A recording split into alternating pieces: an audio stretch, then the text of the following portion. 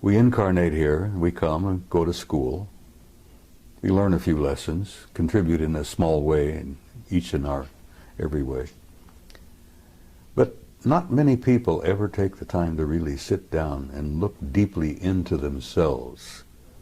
As Yogananda said, self-realization, knowing who and what is living inside this shell that we call a human body. And only in the last 10 to 15 years have I really begun to deeply look into myself and come to terms with myself. And as the Hindus say, the self is the immortal being that lives temporarily in this shell. And I say to them, I'm not telling you anything that you don't know. I've never told anybody anything that you don't know within yourself. I touch them. Remember the old Hindu story where the holy man, the guru, goes up and knocks a person in right between the eyes, and then all of a sudden they wake up?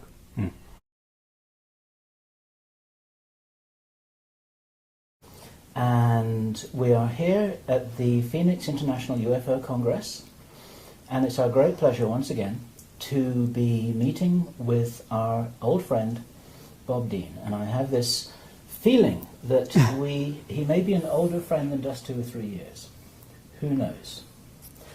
And I'm delighted to have this opportunity to share a vintage style Camelot interview in Bob's presence. And Bob, there's something very remarkable happening here, that the three of us are together in the spirit of it's a nice reunion. A reunited family. And I'm genuinely delighted to be here. So I'm Bill Ryan from Project Avalon. And I'm Kerry Cassidy from Project Camelot, and we are also both from Project Camelot.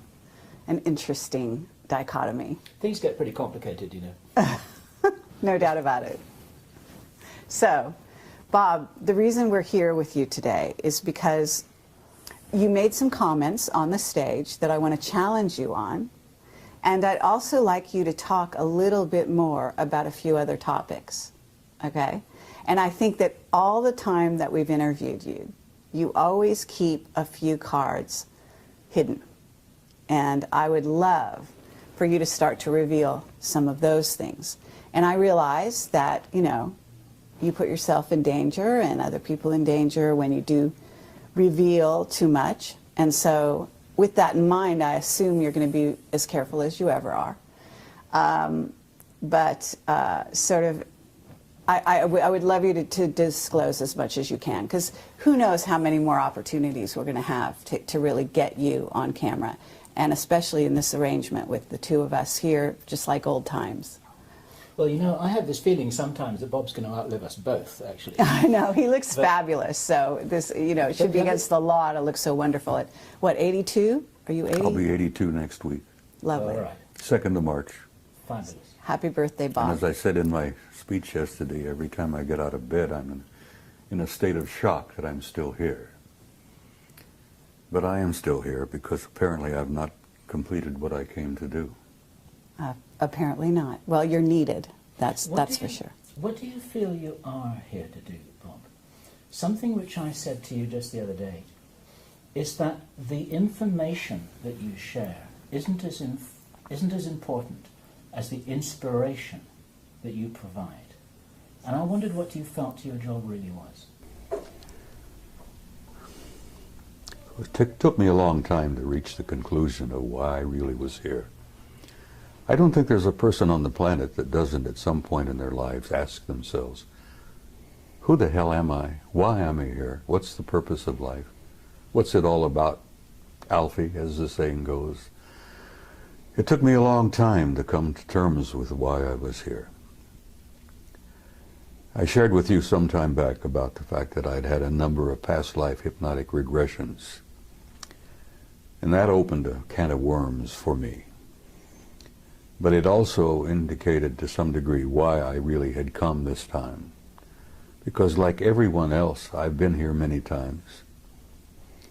And as both of you know, I'm sure that the human spirit is infinite, immortal. We incarnate here, we come and go to school. We learn a few lessons, contribute in a small way, in each in our every way. But not many people ever take the time to really sit down and look deeply into themselves. As Yogananda said, self-realization, knowing who and what is living inside this shell that we call a human body.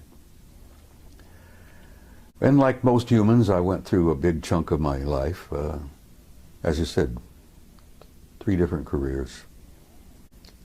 And only in the last 10 to 15 years have I really begun to deeply look into myself and come to terms with myself. And as the Hindus say, the self is the immortal being that lives temporarily in this shell. And I had some interesting conversations with myself. Hey, see here, self, who the hell are you? Who am I? Why am I here? And self replied, you are an immortal being and you came to do a job. Now, damn it, well, get on with it. Do what you came to do.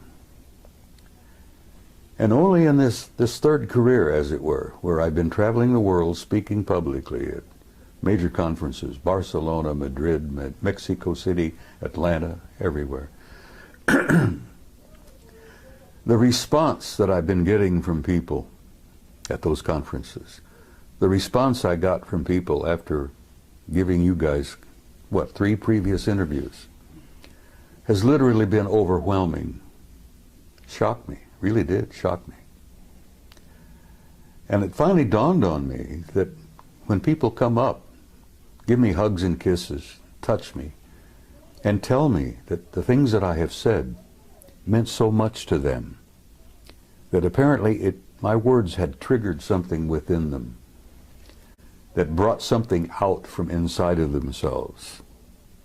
Did it really begin at that point where I began to grasp what my mission had been here? And it's simply this. You know, I'm not a great scholar, I'm not a great philosopher, I'm not a great much of anything. But when I speak to people publicly, here, there, and everywhere, apparently I touch a nerve somehow. And it's almost electric. It's kind of mysterious. And they come up and grab me and hold on to me and tell me what I had to say meant so much to them. And I say to them, I'm not telling you anything that you don't know. I've never told anybody anything that you don't know within yourself. I touch them. Remember the old Hindu story where the holy man, the guru, goes up and knocks a person in right between the eyes, and then all of a sudden they wake up? Well, I found that apparently I've been doing a little bit of that. Because I've been reminding people who they are, what they are. And I remind them that you're not just the human body that you see in the mirror. You're an immortal being. You've lived forever. God knows how many eons of time we've been at this. And you're going to continue to live forever. That you are an infinite soul, a spark of divinity. And saying that to people apparently triggers something in them, where they really begin to look into themselves. And as I say, I've not told you anything that you didn't already know. And as my old friend from Galilee said, you know, the kingdom of God is within you. And that does cause a bit of a spark of recognition in people. Well, Bob, with that in mind, when you were on stage yesterday, you said that people out there, and you didn't mean the audience you were talking to, but you said they couldn't handle the truth. The masses. Yes. And I actually want to take issue with that because well, we've I taken don't issue see with it. that before. Yes. You are convinced that everybody's ready. No, it's not so much that they're ready. It's that They have can a deal right with to it. know. Well, having the right And to know. judging for them is just Well. what the Illuminati have always done. They have decided what we're allowed to know and what we're not allowed to know. And it's not up to them. It's not up to you, and it's not up to anyone else to determine who is ready to know and who isn't. It's up to them to know. I'm not determining for anybody who's ready.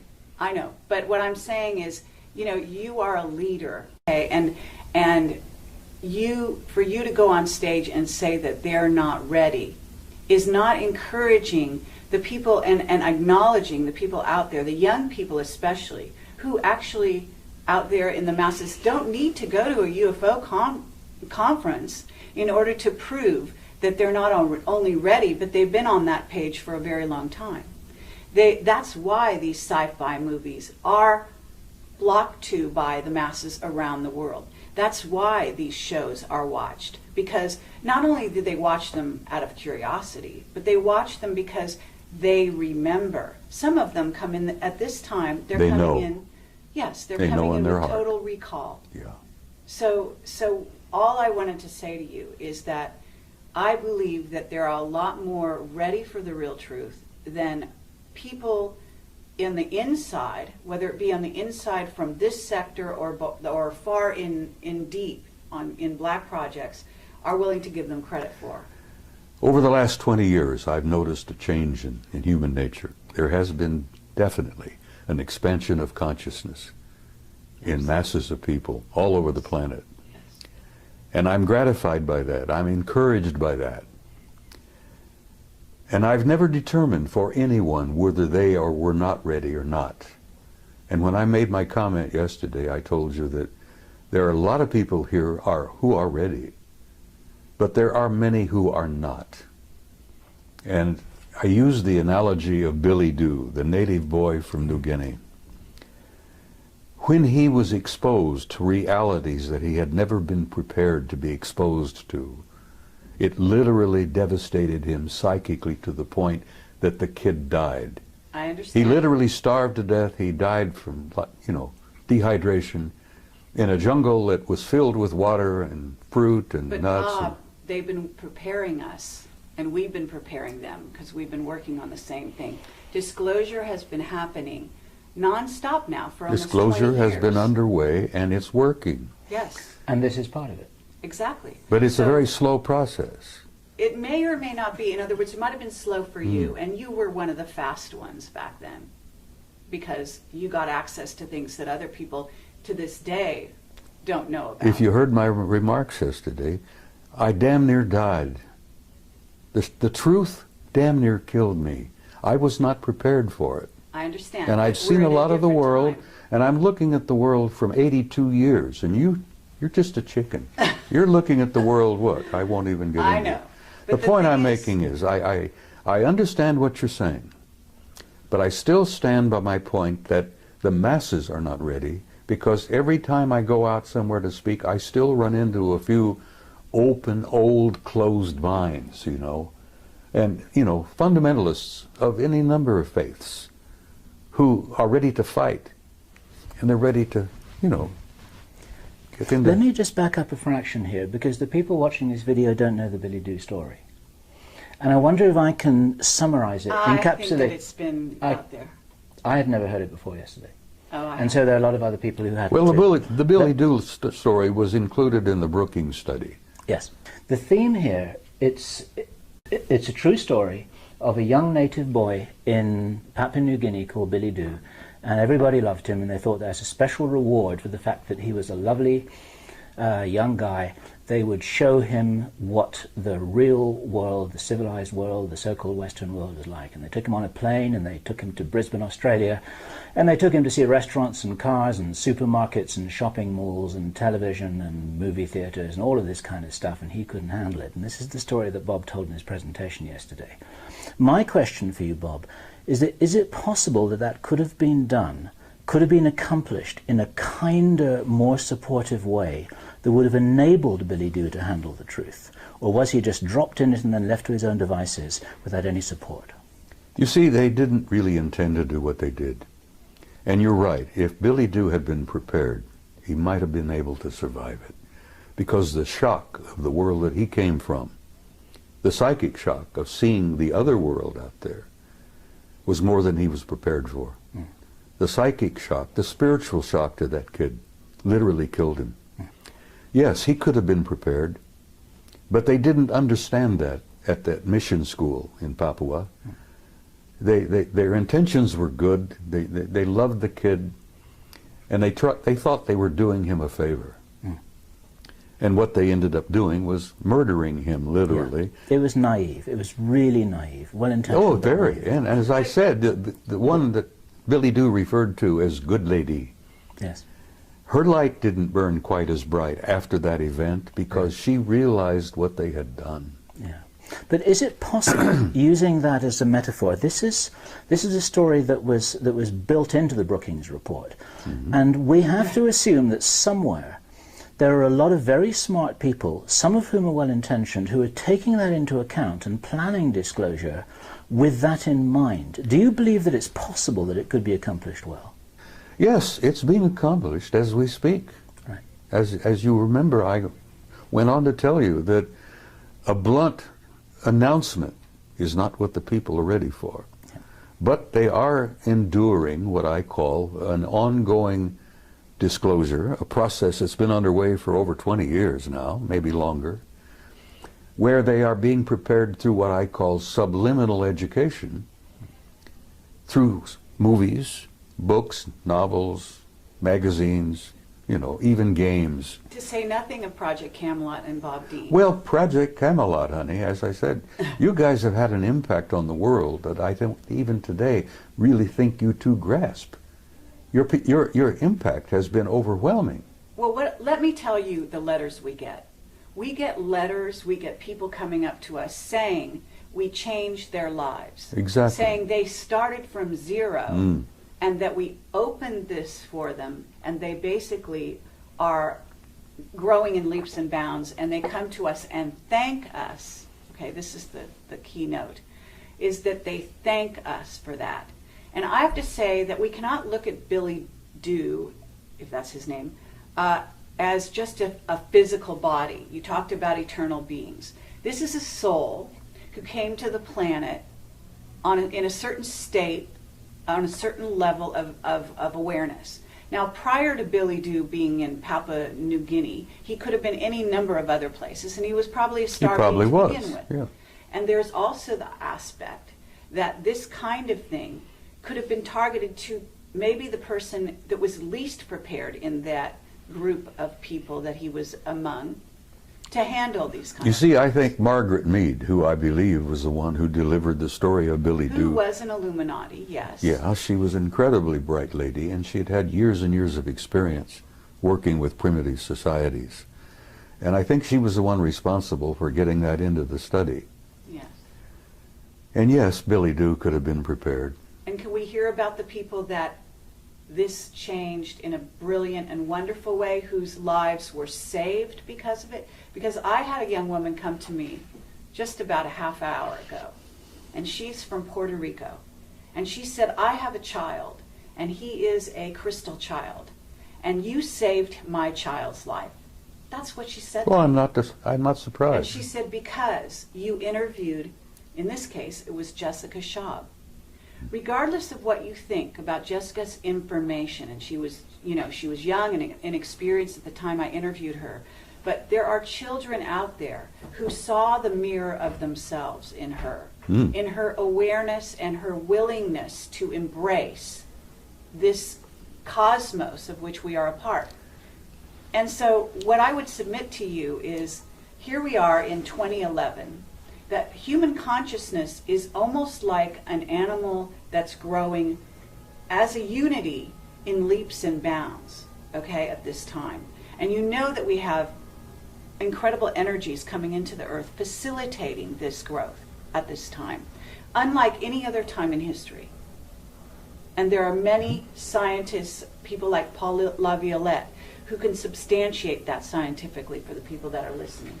But the point is that we can't go back to the Brookings report because it's no longer applicable. Well, if it ever was. It is still national policy, yes, whether you like it or not. But those are incredibly conservative old men who actually need to be booted out of office. And whether you think they should be booted, I agree with you that there are hundreds of thousands of them who should be booted out of office. I've known hundreds of them in my own time. Now, Kerry, I don't disagree with you on what you're saying. That's all. Well, the only disagreement we may have is the timing. Absolutely. have you noticed the people taking their revolution into their own hands lately? Of course. Okay, these people That's part are of an not expansion. just ready. That's part to of an change the expansion of world. mass consciousness. Exactly. That was inevitable.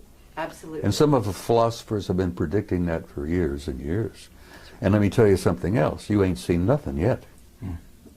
And I believe you. Just hold on. I believe you. The next 10 years. I hope the hell I'm not here.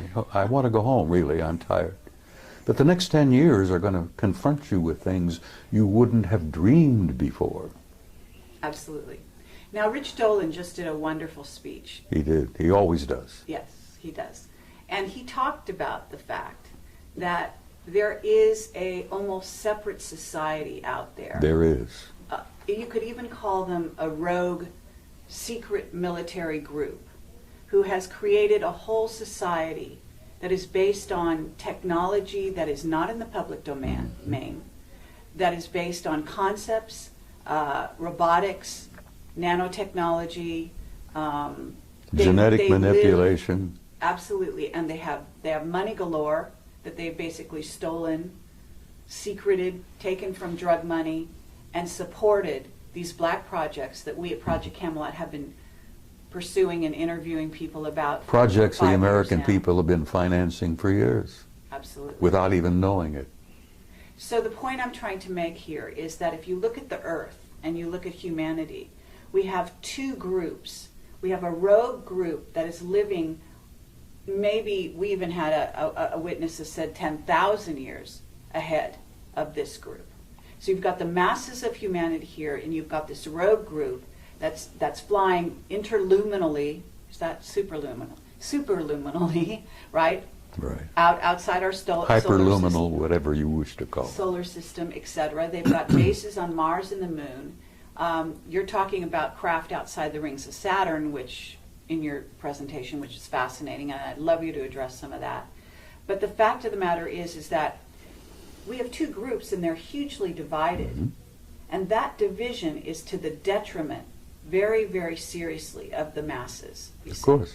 And so it's bridging the gap that we're all about as a world at this time, in my view. Okay, that's what revealing the secrecy is. It's all about taking that river of division and bringing those two sides together. And you're one of the main people at the forefront, the avant-garde, along with Camelot and many other people that we know and respect, to bring those two groups together, to fill in and to reveal that place in between. She makes a good argument, doesn't she? Do you believe that there are enough white hats behind the black curtain to really be able to make a difference now that couldn't have been made 10 years ago? Yes. Right, that's an important thing to say. Some of those will be watching this video because they want to know what you're saying. They want to know what we're saying. What would you say to them? Because you can talk to them personally right now. Listen, I've met some of them, and they have told me that they support entirely what I've been doing. And I shared this with you before, that at one point, some years back, certain individuals, the black hats, put out a contract on me because I had gone from being a nuisance to being a threat. And they literally thought they could eliminate me. But fortunately, I must have had good friends in high places, and at that time I didn't realize what high places my good friends were in, you know. And the word went out to leave me the hell alone. And here I am, at 82, still alive and ornery and kicking. God, I'm getting tired of being here. But the point I'm making is, even the white hats and even the black hats have made some progress along the way. And they've expanded their consciousness quite a bit. Yes, no one's immune from this process. That's right. And so, you know, I basically am very hopeful about the future. The human race, the human species, it has a tomorrow. And I feel that's important to share with people. You know, women with young kids. Will my little child grow up? What kind of a world will my kid grow up in? And I try to reassure them that your kid has a future and that tomorrow is going to be much brighter than yesterday. And some of the white hats and some of the black hats all understand this thing, which is why I'm allowed to continue to focus and travel and do this and that. And I actually have been given encouragement from some of the powers that be. I've been encouraged by some of the guys with all the money. Okay, well, with that in mind, Bob, now that you're all warmed up, what is it you haven't told us? Oh my God.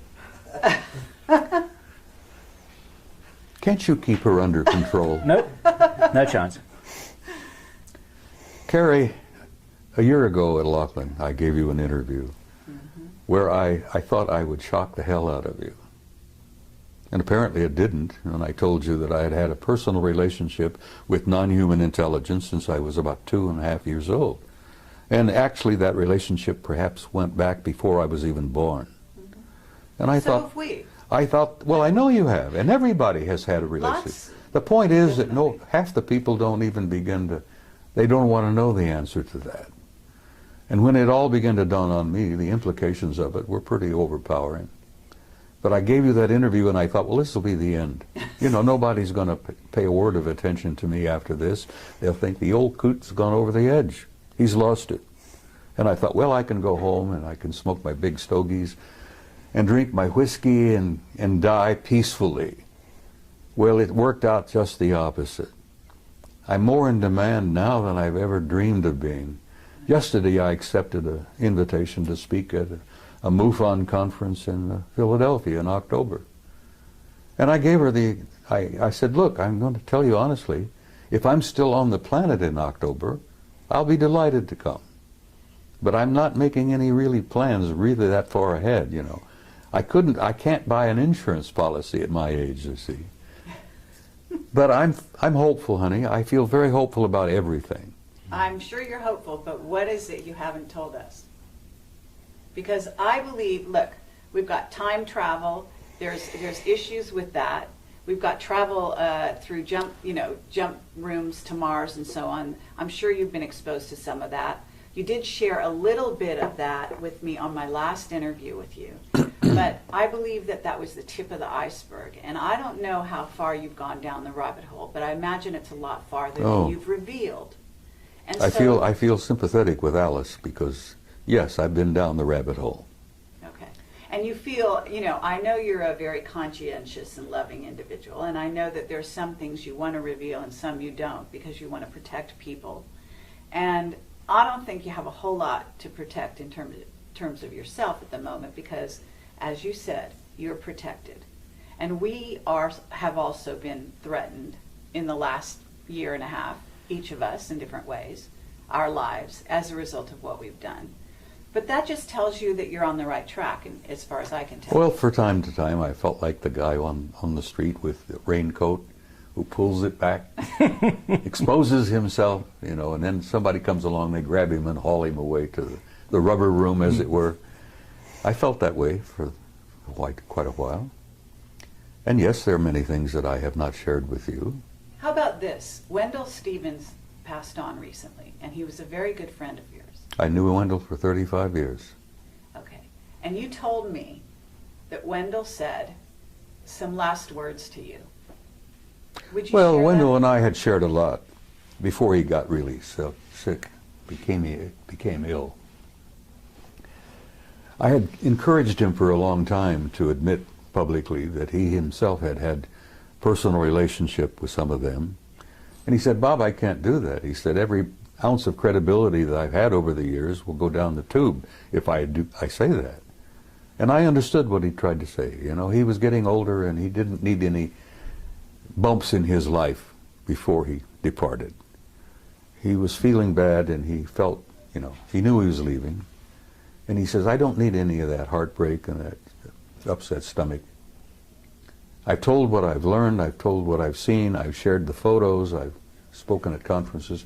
He literally created this world conference in 1991. The UFO Congress. And I had the privilege and honor of assisting him in putting that together in 1991.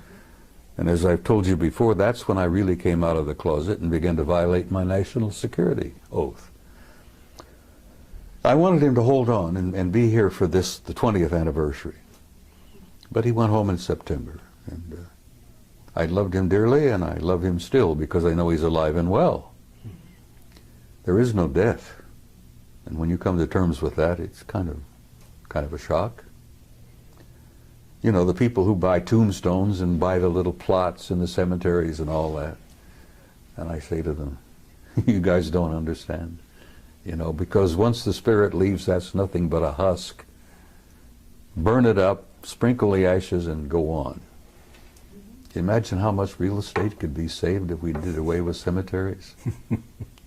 Anyhow, I'm shaking up some people, I'm sure. There are traditionalists out there who will hear this and think, he's out of his damn mind. But yes, there are things I haven't told you, and there are probably things that I cannot tell you. I think I told you in that interview. What would happen if you did, Bob? Didn't I share with you that they had taken me away for 6 weeks? And that they brought me back 5 minutes after they took me?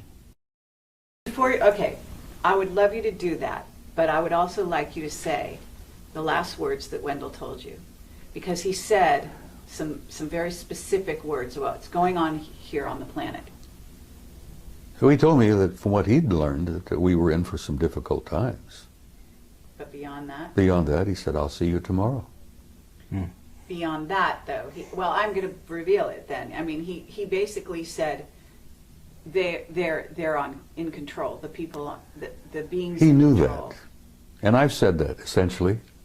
Well, you know, how did he phrase it? You know, well, I will go back to my interview with Bob Bigelow, and I'm banging on the table. And this was years ago when I still got frustrated and expressed my, vented my spleen, as it were. And I'm sitting with Bigelow. I bought him lunch, by the way. Now, I'm one of the few people who can say I took a billionaire to lunch.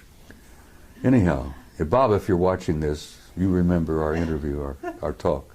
I'm banging the table because I was so frustrated and aggravated. And Bigelow said, calm down, Bob, calm down. He says, everybody has an agenda. And I said, yes, that's one of the things I'm angry about. Everybody's got their own damned agenda. And he says, Bob, there's only one agenda. Only one agenda. And I says, what is that? He says, it's their agenda. Always has been, is, and will always be until we grow up. Now, Bigelow shared that with me. Wendell shared that with me. He said he'd learned that, there's only one agenda. They're not only merely in control, they've been in control from the beginning. And they are controlling disclosure. Okay, and they are deciding whether the masses are ready or not. And who is they?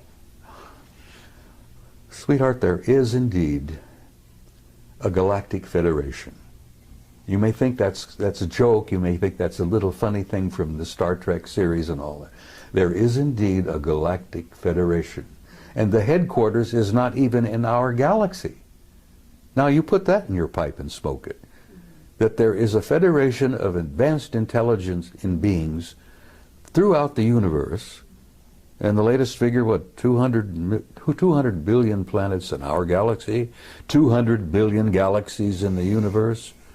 It's probably much, much more.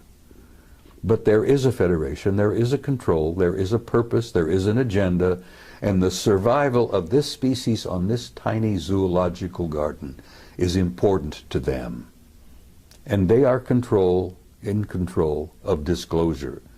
They could end it tomorrow if they chose. They'll end it when they have determined that the masses on the planet are ready, and not one instant before will a disclosure literally, in the big way, take place. Now, as I pointed out to you also, it's been my experience, and I've had first-hand experience with this.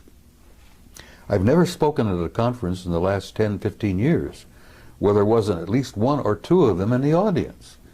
And like Ingo Swann, I've developed the ability to spot them. And I've even had them come up to me. And I think I shared this with you on that interview, where they come up to me after a presentation, shook my hand, and told me how much they appreciated what I had to say.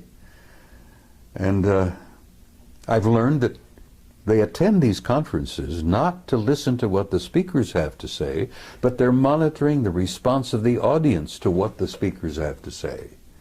Sure. Because they're monitoring of us, their evaluation of our condition is incredibly powerful. There are a bunch of outstanding experts in that group. And as I said, they've been with us since the beginning of time, literally. They created us initially.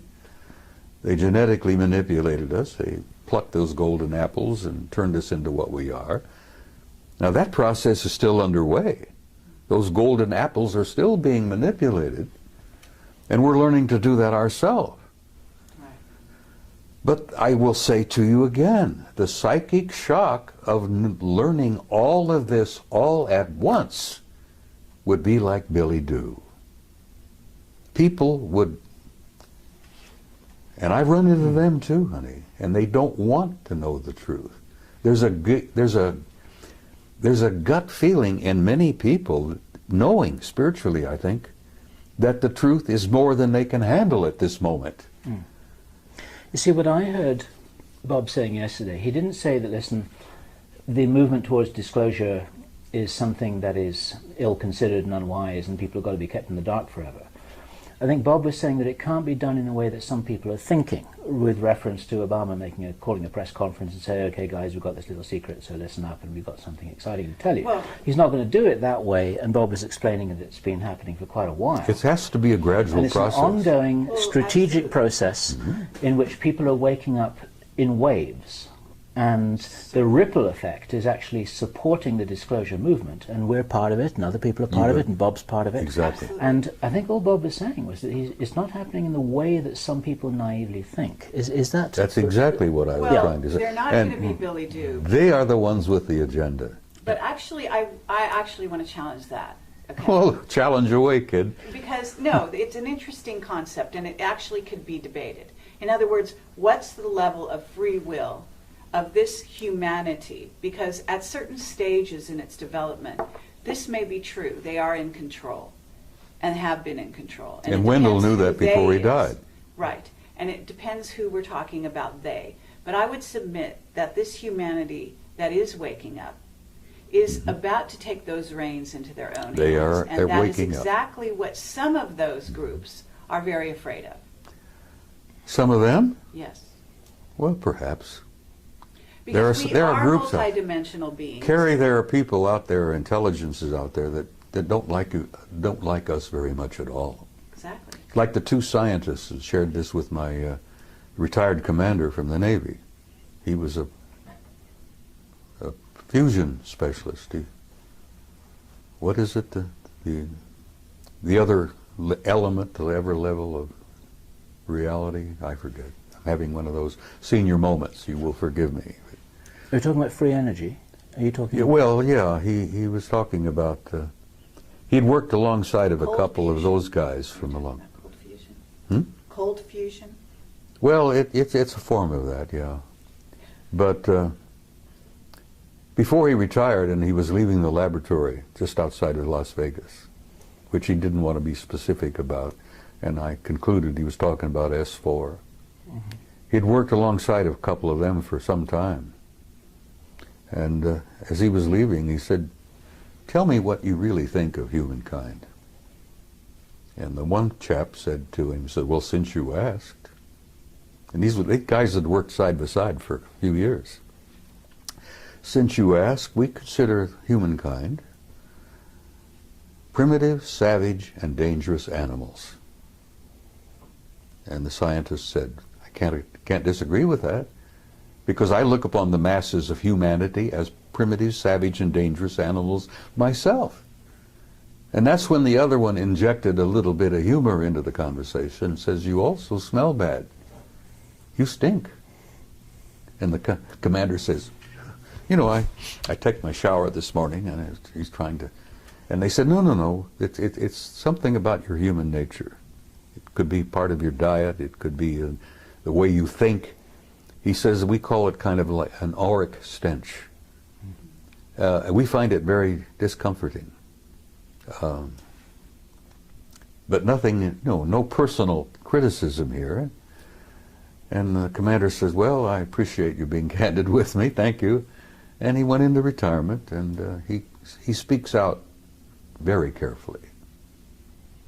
But okay, but so at this point, Bill asked you a question. They said, what would happen to you if you were to reveal some things that I'm not sure who you think is deciding it's okay, it's not okay.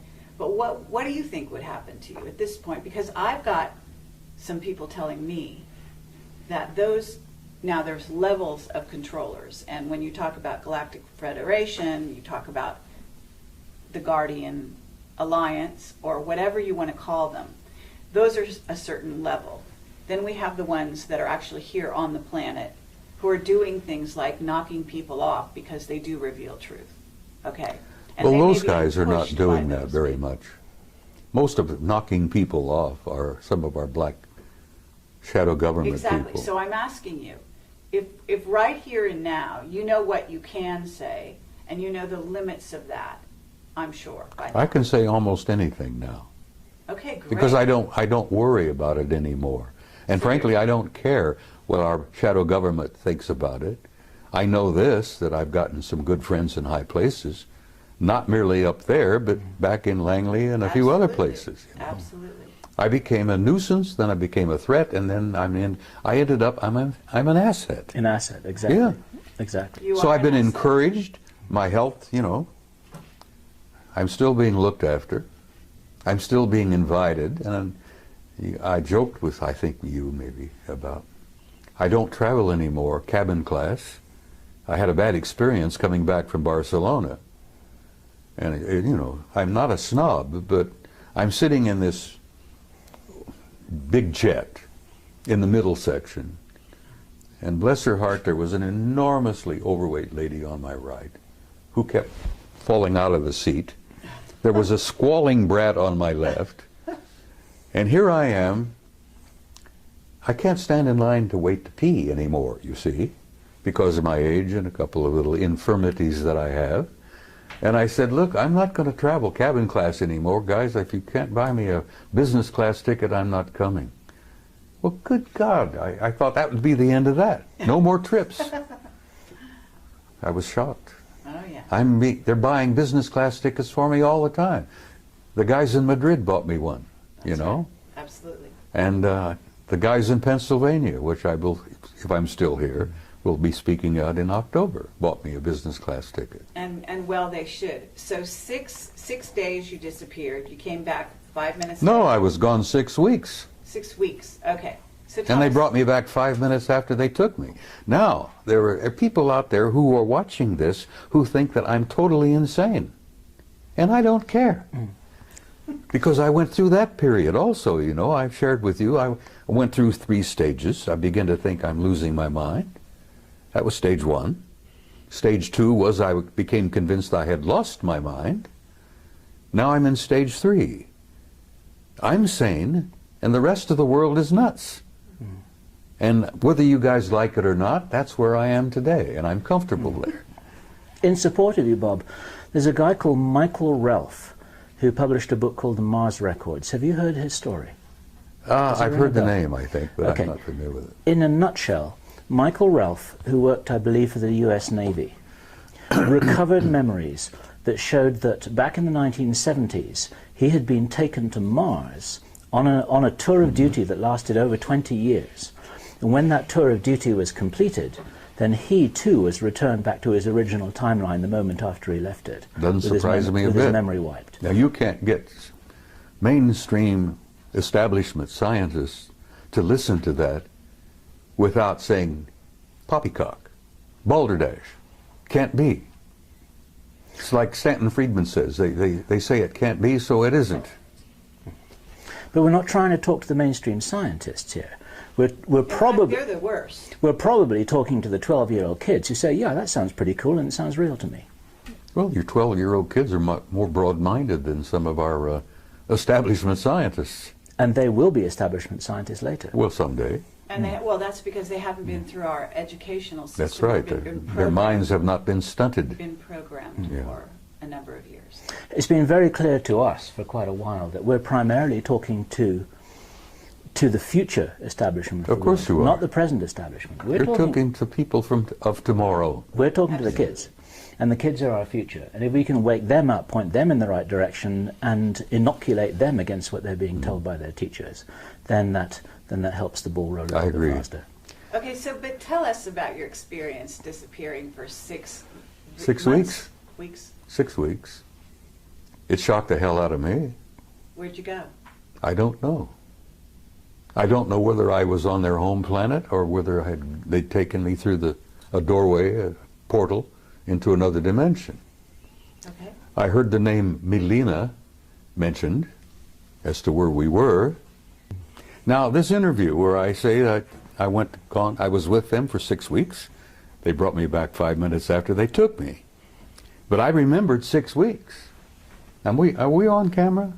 We're on camera. All right, well, look, people said, what did you eat? And I said, I asked for bacon and eggs. I had steaks, I had pork chops, just about anything I wanted, I got. I went to the bathroom, you know, my physical functions continued for 6 weeks. I literally lived 6 weeks with them. And you asked me where, and I can't tell you where. The name Milena came up, and I don't know whether that was a city, because it appeared to be a city of some kind, a community. There were libraries, there were audience halls, lecture halls. God, the libraries, you wouldn't believe. Was it a very advanced society? Oh my God. No, I asked about this. I never saw a fire department, a fire truck. I never saw a cop. I got the impression there was no such thing as a police department. And the people that I was introduced to, people I got to see in 6 weeks, were very human. Looked, you know, just like we do. But there was something about them that was totally different. They had an air of peacefulness. They had an air of an incredible knowledge. What did you do during that time? Why did they take you? Asked questions and was shown things. As I said, the things that impressed me the most were the libraries, the records. You would call them Akashic records, I guess. I was told that in this one facility that every event in the history of the universe was there to be retrieved at will, if you wish.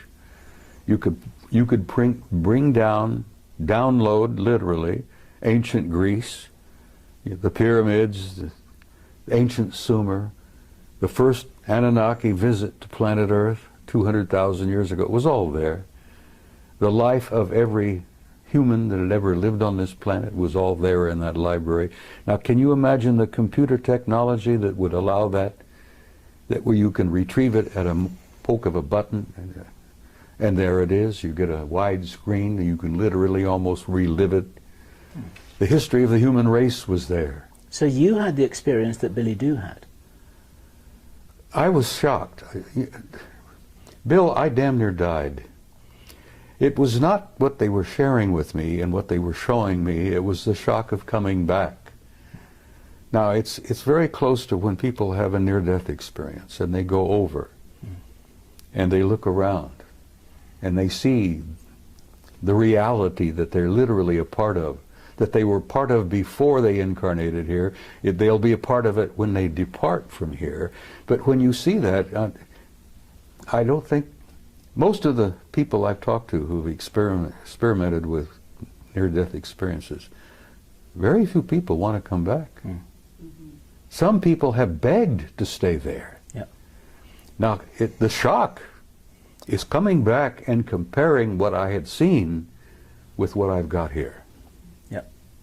Now, I've got a body that's beginning to fall apart on me. It's not a lot of fun. It's painful.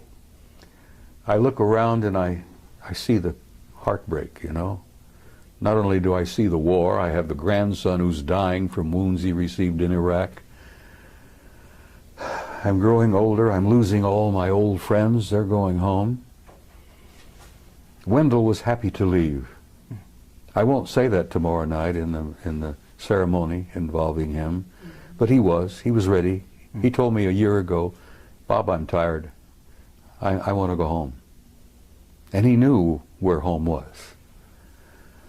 But the shock the psychic shock that I have experienced, and I told you on that, spoke yesterday, why I use the story of Billy Doo, because literally it happened to me. The psychic shock of seeing what I saw and being exposed to what I had been exposed to and coming back here. It damn near devastated me. You're saying recently it devastated you, or are you talking about your original exposure? The whole thing, honey, has devastated me.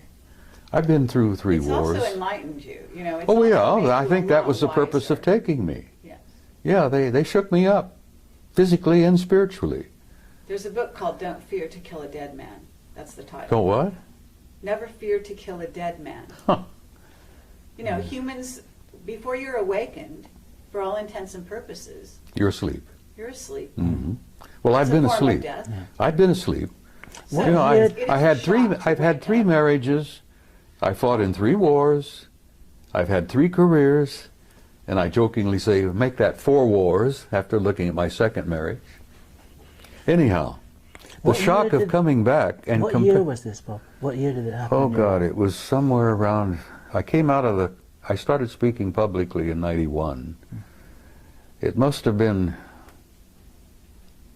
in the early 2000s, 2002 or 3, somewhere in there. You mean that's the year when you had this experience you're talking about, where you I was gone for 6 were weeks. gone for 6 And then I find out I was only gone from here for 5 minutes. Now you try to put that in your pipe and smoke it. And when I jokingly told you earlier that, you know, I went through these stages where I thought I was losing my mind, and I convinced myself I had lost my mind. And now I'm at stage 3 where the rest of the world is nuts and I'm the only sane person there is, other than you nice people here, you see. Thank you. Yes. Yeah, but that is somewhere in the No, I think that we're all in 2003 or that place. 2004. You know. No, we're not all in that place. Yes, 90% of the world is still in dreamland. I mean people like us, people that have been through experiences like this. We do tend to look at the rest of the world as if they're crazy, because they appear crazy. Well, look at the wars. War is insane. A sane person would never go to war. Exactly. Well, the 6 weeks I spent with them, and of course I see them regularly. I really am. They take me aboard ship. I've been on board their ships many, many times. You know, I get an evaluation. I think I get a kind of a healing. Okay, do you want to describe the beings you're talking about? Well, aside from the medical guys that look me over and work on me on the ships, which are extremely tall and very thin, they're well over 6 feet.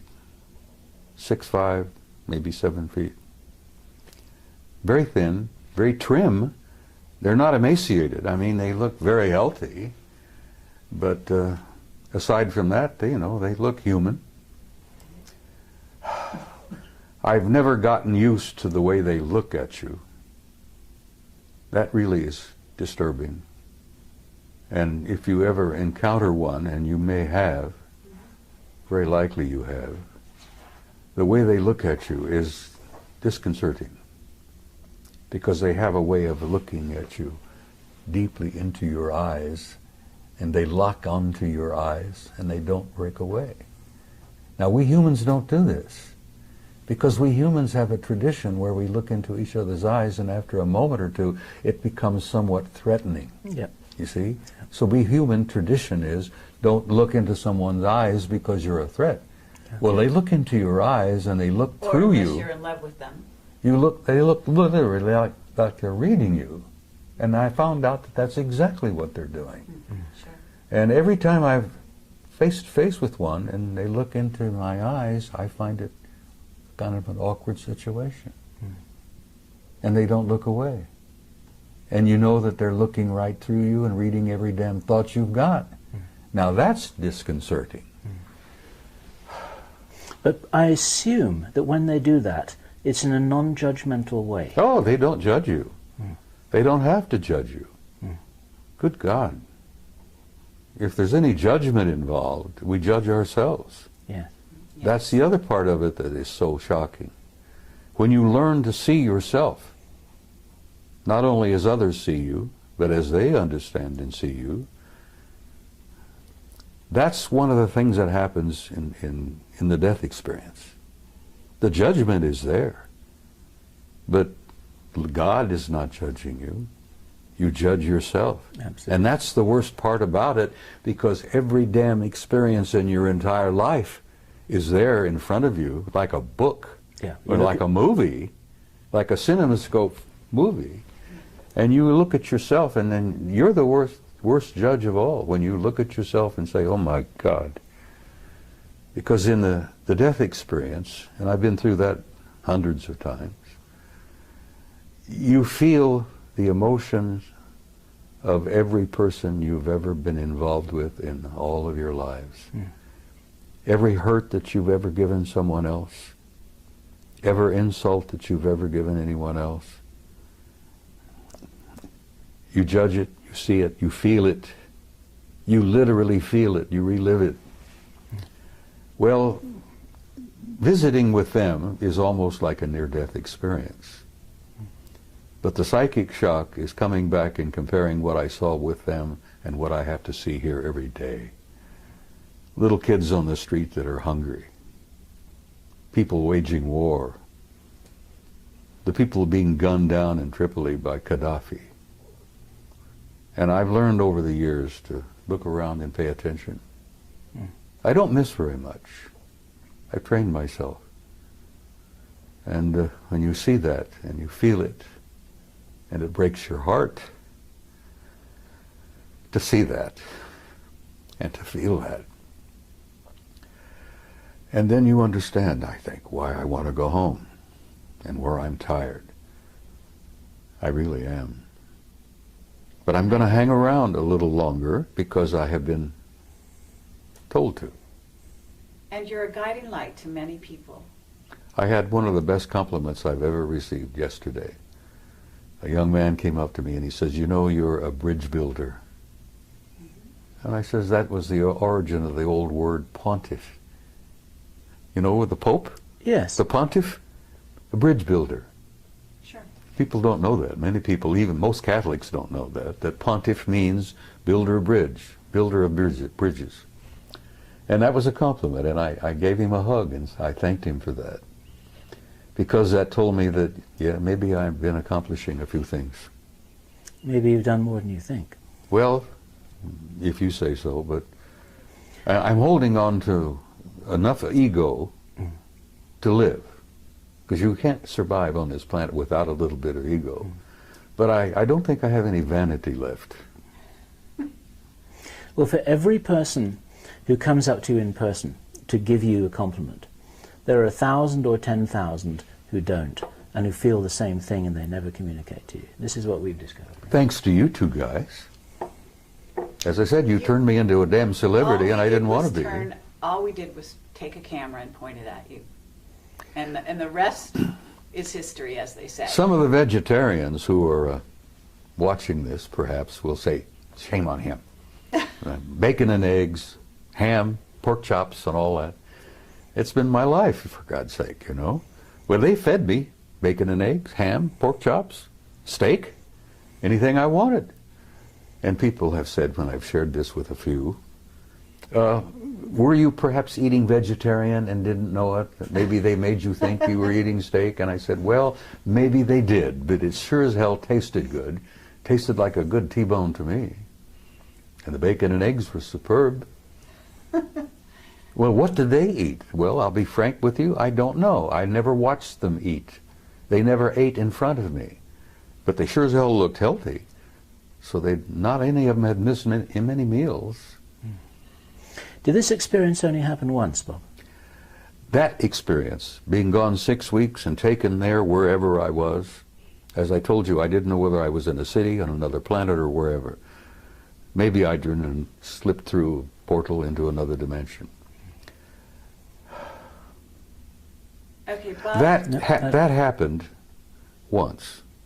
But I've been aboard their ships many times, and I've met many of them face to face, almost regularly. Now, I get into an altered state in the middle of the night. I've been doing a lot of remote viewing. And I can put myself in an altered state, like Ingo Swann, Joe McMoneagle. And I go out. But sometimes, when I'm in that altered state, they come in. And I've chided them for this, and other people who've had this experience will agree and understand what I'm saying. I've chided them with this.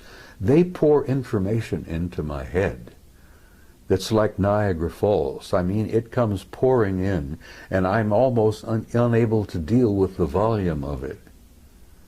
But I've asked for that, so I can't complain about it. But it Information about what, Bob? everything. Life, death, infinity. Tomorrow, yesterday I told you in an interview that I've come to a point where I really can't tell the difference between yesterday, today, and tomorrow. Because with my recall of past lives, that is as vivid as living again. Sure. And here I am at this moment in time, in this place, going through this. And then I've seen the future. What have you seen in the future, Bob? Well, the thing that keeps me hopeful and positive is that I've seen a gorgeous future. I've seen a beautiful future for the human race. I've seen a future for this species like I saw at Melina for 6 weeks of what it can be. Could you describe that for the people watching this video for whom a positive vision would be so valuable for them to join you in Well, I try creating? to say it, Bill. I try to say it repeatedly when I'm at a conference. That you're in for difficult times. That's what living on planet Earth is all about. It's a tough school. And I've said to people, and many people understand exactly what I'm saying, when you're going to school on planet Earth, you're in one of the toughest schools in the universe. And if you get a certificate from planet Earth, hey, I have a silver certificate. They showed me on Melina that I have a silver certificate. One day outside the lecture hall, took me to the library, and there was a table with scrolls all over the table. And they picked one up and said, "This is yours." And it was wrapped in a silver binder. And I intuitively said, "But I want one of gold," being an ornery cuss as I am. And they said, "Not yet. This is, you've earned this." I gathered that I matriculated enough to have a silver certificate, but I haven't got the gold one yet. Now, when you get the gold one, you graduate. Right. Well, And that was a few years ago. Yeah, Maybe you're working on your gold one at this time. well, What's the future, Bob, that you would like to leave people with, to envisage as being a real possibility for all of us to share? well, it's difficult, Bill. I mean, I try to put it into words, because so much of my conversations with them has been talk about subliminal. It's been a psychic exchange where they show me and share things with me where words are never needed. I think you understand what I'm saying here. I understand what you're saying. I guess it's a type of telepathy.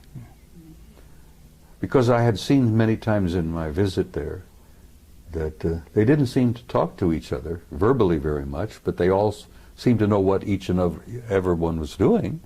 They were communicating with each other subliminally. Or I would leave in closing, just briefly. There is no death. People should not fear death.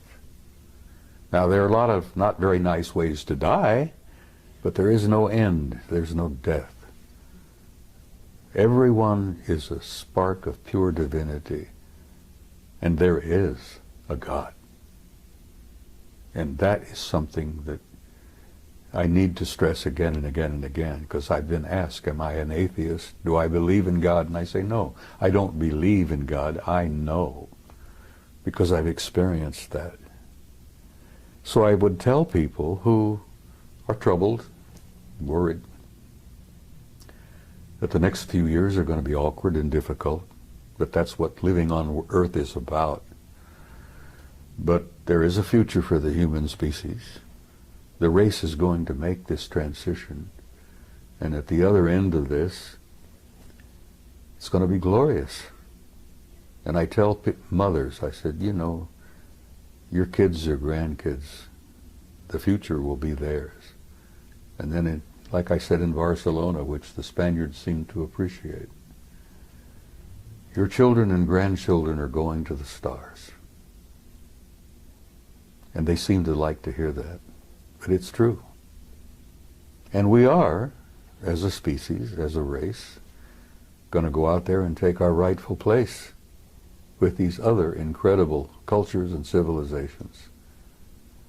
And having seen the future, I'm hopeful.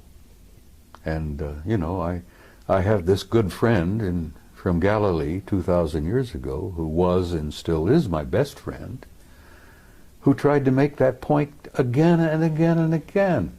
And those of us who were with him at that time were a bunch of nitwits, and we didn't begin to grasp what he was trying to tell us. But he really essentially was telling us what I've just told you. The human race is not a mistake, it's not an accident, and there is a purpose and there is a meaning in life, and there is a future. And don't be afraid. And that's about all I can say. For me, Bob, that's a fabulous message to end with, and thank you. Thank you for that. Thank you, Bob. Do we have anything else? We have nothing else. We have to nothing add else. To that. Oh, I know you do. Lovely, You have questions you haven't asked yet. Well, we're gonna let you go at this point, unless you have something that you haven't said after all this. There's a hell of a lot I haven't said. Well, But, you know, as I jokingly told but you I give one time. a lot of rain, Well, believe it or not. Even though I I've jokingly seen, like, told you one time, and I'm serious. If you give me a good Jack Daniels, I might go on for 2 hours and tell you things that would curl your hair. Well, Being a gentle lady as you are, I could share things with you that you wouldn't believe. well, I'd like you to try. Let me tell you something else that Yeshua said. He said, there are things I could tell you that you could not bear. But he was talking about life on this planet. Sure. And as he was getting ready to leave, he said, the prince of this world comes. He has no dominion over me, but I will send a comforter to you until I see you again. And I've often wondered about who the prince of this world was, who didn't have any dominion over him. Right.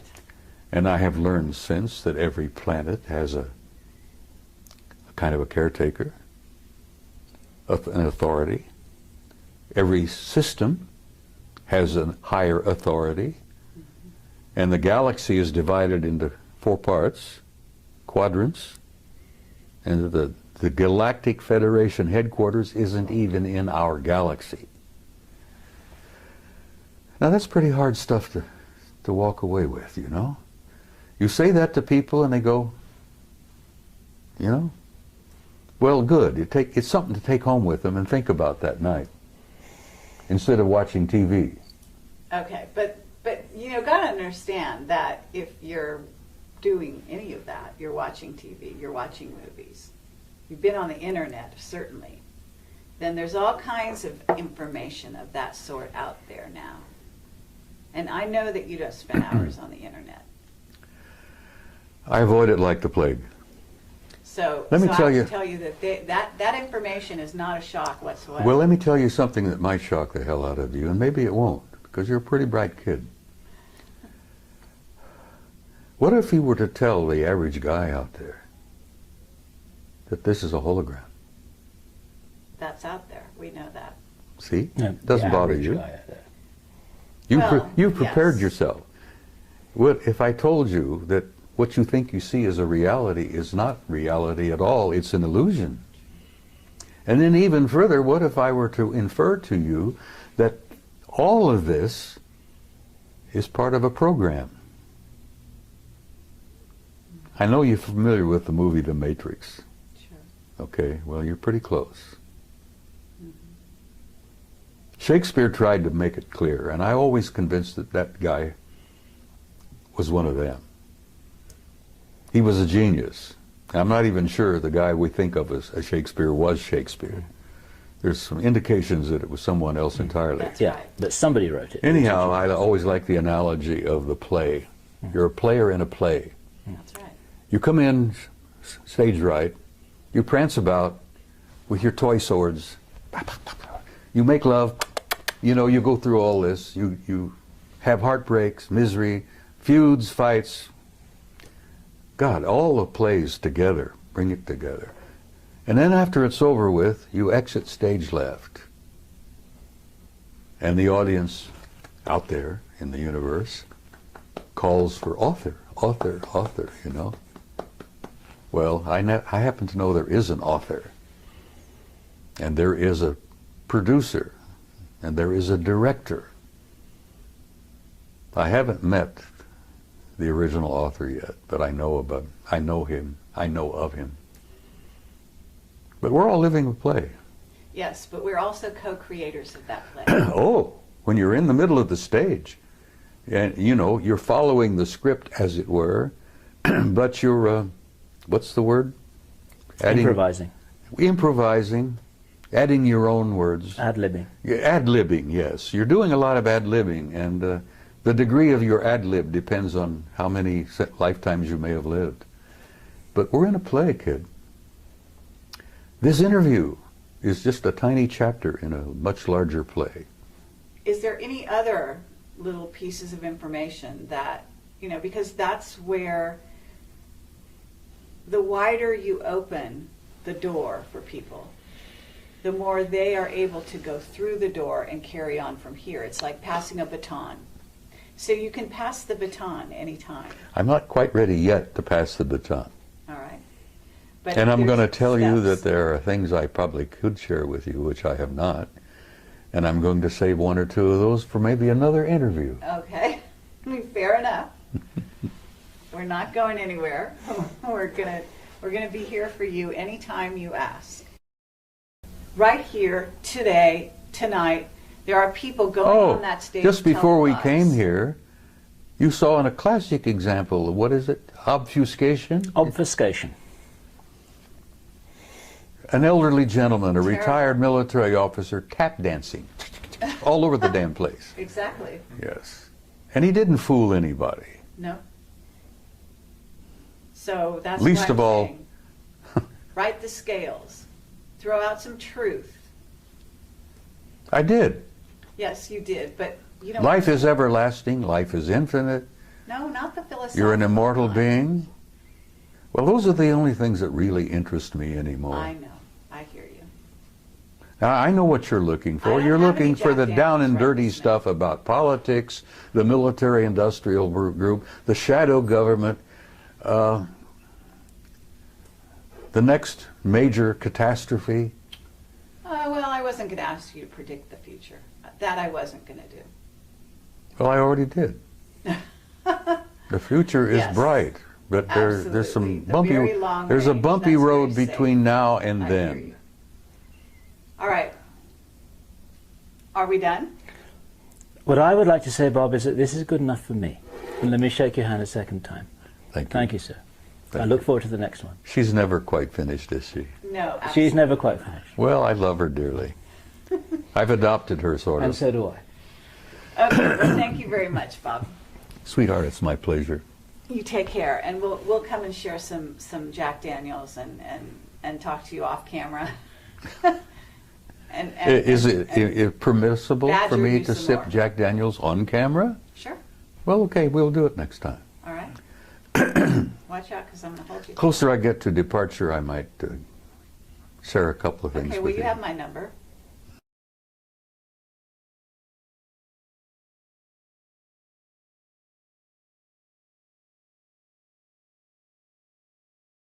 We're rolling. Okay. Well, Is that- I'm just not going to let this- you get away with murder. That's okay. Oh, Bob. Oh, I would never think of that at all. Yeah, right. It's I'm a- just that, you know, you're kind of a wily old guy. Go ahead, use the word you were thinking of. Yes, a wily old Look,